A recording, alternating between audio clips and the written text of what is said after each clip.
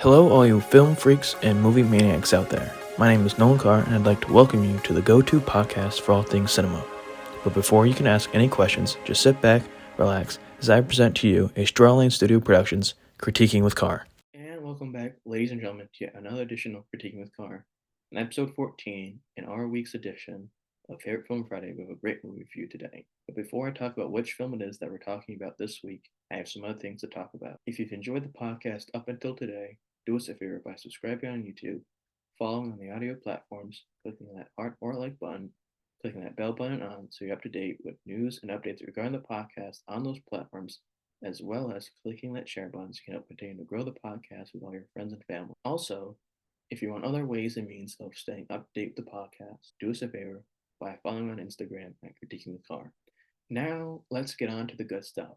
On this week's edition of Favorite Film Friday, we have another exceptional review for you, although the movie isn't that quite exceptional. That's because on this Favorite Film Friday, we were reviewing and talking about Inception. As always, like other reviews, what we do now is talk about who was behind the camera, who's in front of the camera, its budget, how much money it made, its competition, how it did during award season, and much more. This film was directed, written, and co-produced by Christopher Nolan, and the other producer was Emma Thomas. The cast for this film is as follows: Leonardo DiCaprio, Ken Watanabe, Joseph Gordon-Levitt, Marion Cotillard, Elliot Page, Tom Hardy, Cillian Murphy, Tom Berenger, and Michael Caine. The cinematographer for this film was Wally Pfister. It was edited by Lee Smith, and the music was done by Hans Zimmer. The production companies for this film were Warner Bros., Legendary Pictures, and Cinecopy. It was also distributed by Warner Bros. Pictures. It was released on July 8th of 2010 at the Odeon Leicester Square, and then on July 16th of 2010 in the United States and the United Kingdom. The runtime is 148 minutes. The budget for this movie was $160 million, and it made a grand total of $839 million in the box office. The accolades for Inception are as follows. At the Academy Awards, Emma Thomas and Christopher Nolan were nominated for Best Picture. Christopher Nolan was also nominated for Best Director and Best Original Screenplay. Wally Pfister won for Best Cinematography. Gary Hendrick Dias, Larry Diaz, and Doug Moa were nominated for Best Art Direction and Production Design. Lee Smith was nominated for Best Film Editing. Laura Hirschberg, Gary A. Rizzo, and Ed Novick were nominated for Best Sound Mixing. Richard King was nominated for Best Sound Editing. And Paul Franklin, Chris Corbould, Andrew Lockley, and Peter Webb were nominated for Best Visual Effects. At the Golden Globe Awards, it was nominated for Best Drama Motion Picture, and Christopher Nolan was nominated for Best Motion Picture Director. At the BAFTA Awards, Emma Thomas and Christopher Nolan were nominated for Best Film. Christopher Nolan was nominated for Best Director and Original Screenplay. Wally Pfister was nominated for Best Cinematography. Richard King, Laura Hirschberg, and Gary A. Rizzo were nominated for Best Sound. Paul Franklin, Chris Corbould, Andrew Lockley, and Peter Webb were nominated for Best Special Effects. And Guy Hendricks Diaz, Larry Diaz, and Doug Moa won Best Production and Set Direction. At the Critics' Choice Movie Awards, Emma Thomas and Christopher Nolan were nominated for Best Picture. Christopher Nolan was nominated for Best Director and Original Screenplay. Wally Pfister was nominated for Best Cinematography. Guy Hendricks Diaz and Larry Diaz and Doug Moa were nominated for Best Production and Set Direction.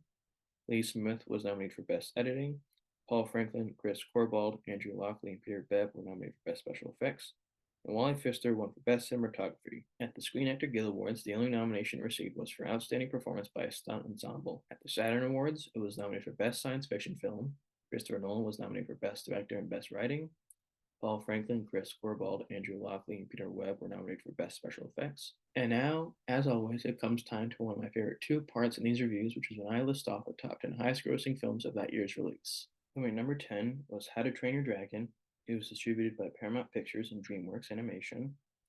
Lead actors were Jay Baruchel, Gerard Butler, Craig Ferguson, and it had a total worldwide gross of $494.8 million.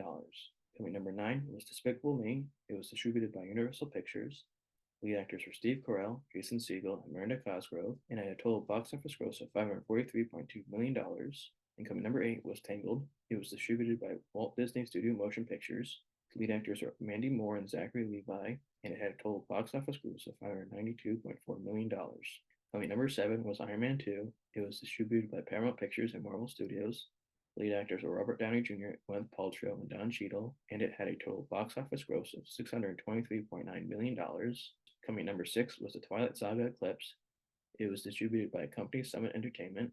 Lead actors were Kristen Stewart, Robert Pattinson, and Taylor Lautner, and it had a total box office gross of $698.4 million. Coming number 5 was Shrek Forever After. It was distributed by Paramount Pictures and DreamWorks Animation. The lead actors were Mike Myers, Cameron Diaz, and Eddie Murphy, and it had a total box office gross of $752.6 million. Coming in at number 4 was Inception.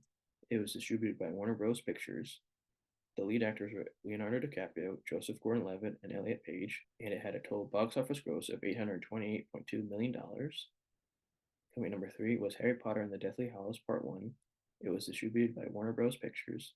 The lead actors were Daniel Radcliffe, Emma Watson, Rupert Grint, and it had a total box office gross of $972 million. Coming number 2 was Alice in Wonderland. It was distributed by Walt Disney Studios. The lead actors were Mia Wasikowska, Johnny Depp, and Helena Bonham Carter, and it had a total box office gross of $1.025 billion. And coming in at number 1 as the highest grossing film of 2010 was Toy Story 3. It was distributed by Walt Disney Studios. The lead actors were Tom Hanks, Tim Allen, and Joan Cusack. It had a total box office gross of $1.07 billion. And now comes time to my review of this movie. Christopher Nolan's Inception is a cinematic masterpiece that plunges viewers into the depths of the subconscious, weaving a tale of intrigue, deception, and redemption. Released in 2010, this groundbreaking thriller has left an indelible mark on audiences with its complex narrative and stunning visual effects. From its captivating opening scene to its thought-provoking climax, Inception takes viewers on a journey through the labyrinth corridors of dreams and realities, challenging perceptions and blurring the lines between what is real and what is imagined. The film opens with a gripping scene as Leonardo DiCaprio's character, Dom Cobb, washes up on a mysterious beach, setting the stage for a journey into the unknown. As the narrative unfolds, we are introduced to the concept of mind stealers, who enter people's dreams to extract information, adding depth and complexity to the plot. Despite its initial confusion, the revelation of Cobb's true motives propels the story forward, keeping viewers on the edge of their seats as they navigate the twists and turns of the narrative. Along the way, we are treated to moments of character development, particularly with Cobb and Joseph Gordon-Levitt's characters, as their motivations and inner struggles are gradually revealed. Additionally, recurring motifs and themes such as Cobb's memories of his children and his struggle to let go of his deceased wife Mahal serve as a powerful symbol of guilt, redemption, and the human condition, adding layers of meaning to the story. However, Inception is not without its flaws.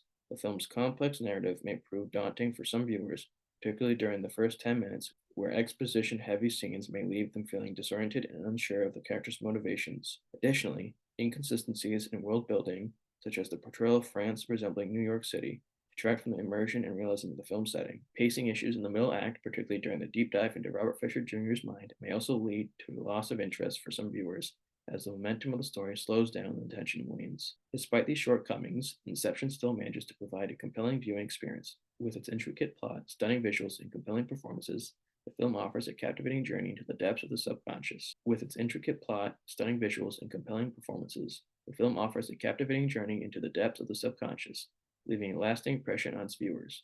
Whether viewed as a mind-boggling thriller or a philosophical exploration of the nature of reality, Inception invites viewers to ponder the mysteries of the human mind and the power of dreams. That's why I'm, proud to say I'd give this film a 7.5 out of 10 on the Diamond Dave scale. In conclusion, Inception is a dizzying dive into the depths of dreams, offering a tantalizing glimpse into the possibilities of the human mind. Crediting its minimal yet distinctive flaws, including initial confusion and pacing issues, the film's ambitious vision and captivating storytelling, unfortunately don't make it a must-see for all types of moviegoers. As always, if you've enjoyed this review, do us a favor by subscribing on YouTube, following on the audio platforms, clicking that heart or like button, turning on post notifications so you're updated on those platforms when new episodes release, as well as clicking that share arrow so you can help continue to grow the podcast with all your friends and family. Also, if you want other ways of staying up to date with the podcast with news and information, do us a favor by following on Instagram at Critiquing with Carr. And with that being said, to all my film freaks and cinephiles out there, happy viewing.